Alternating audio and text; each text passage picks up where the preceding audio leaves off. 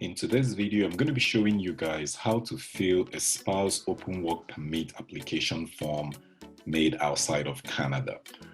If you haven't watched how to come about the eligibility criteria, I'll leave a link in the description area below where I showed the full process on how to answer the eligibility questions, attach all the documents, and submit it online. This is just a video on how to fill out the application form itself, right? So without wasting time, let's quickly dive in.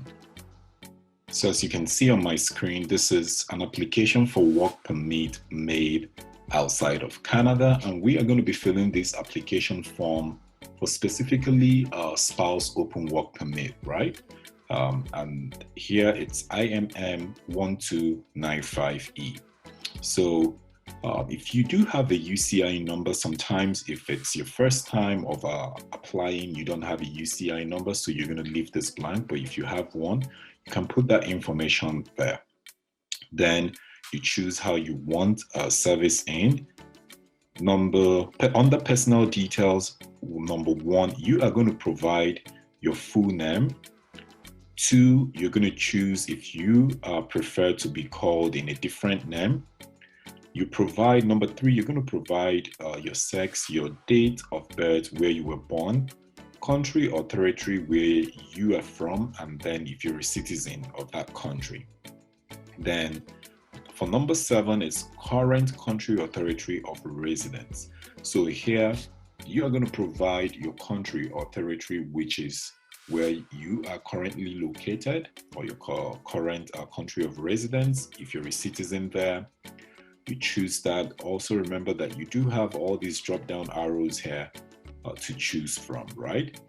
Then here it's going to ask you previous countries or territories of residence during the past 5 years. Have you lived in any country or territory other than your country of citizenship or your current country or territory of residence? So I would say no. And then for number 9, country or territory where you are applying, is it the same as your country or territory of residence? You indicate yes or no. Then number 10, you are going to provide your current marital status, right? Again, this is a spouse open work permit, so you are going to indicate what fits you. There are options here: common law. Specifically, I think it's going to be like someone who is in a common law relationship or who is married, right? Then you provide that information there, and then you provide the date when you guys got married, because it's going to be part of the requirements. And then you are going to provide the name of your current spouse or common law partner, just like I did here. And then we go to personal details. So if you've been previously in a common law relationship, you're going to indicate that yes and put details. If no, choose no. And it's definitely going to close this gaps here. Then you're going to provide your language. So in here, you can choose what fits you for your country. Choose if you are able to communicate in English and French, or just English, depending on what works for you. Then here it's going to ask you if you've taken a test from a designated testing agency to assess your proficiency in English or French. I'm going to choose no here simply because the country where this application is coming from is an English-speaking country, right? So basically there is no requirement for English testing. For passport, you're going to provide your passport number, country or territory where it was issued, the issue date, and the expiry date. If you have a national identity document, provide that information. If you don't, simply say no.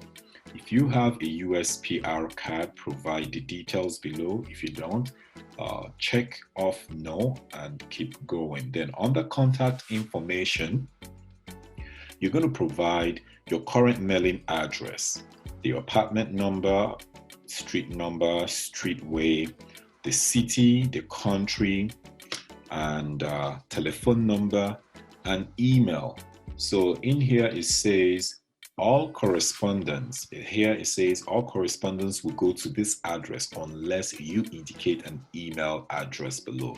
So Remember to put your email here, as they would kind of reach out to you through your email, which is a lot faster. Now, details of intended work in Canada. This is the most important place. It says, what type of work permit are you applying for? So there is a drop-down menu here. You're going to see options. This is what we're looking for, open work permit.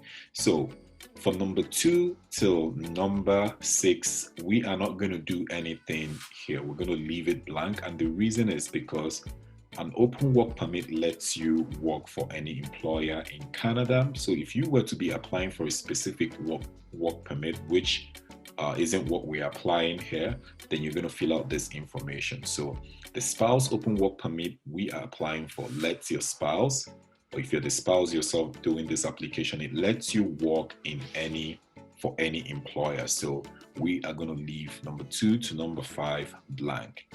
Then for education, you're going to provide, it says, have you had any post-secondary education, including university, college, or apprenticeship training? If no, indicate no. If yes, indicate yes and provide details here. So as you can see, it says if you answered yes, give full details of your highest level of post-secondary education. So I just put in like program, like a degree program, 2006 to 2007 to 2010 rather. Marketing, the university, this is just a demo example. And then you do the same for your employment. So for the employment, it says give details of your employment for the past 10 years, including if you've held any government positions such as civil servant, judge, police officer, mayor, member of parliament, hospital administrator, right? So for this demo, just to make this video quick and short, I had to use from 2010-05 to 2021, which covers the 10 years gap. But for you, if you're doing this by yourself, if you've been working with one employer for that long, then definitely this is going to be the same structure for you. But if for the past 10 years, if you've worked as in with multiple companies or different companies, then all you have to do, like, follow the same structure where you have when you started working to when you stopped, and then you start again from where you resumed the new job till like the time you finish, or if you're still in that location. But the goal here is, it says give details of your employment for the past 10 years, right?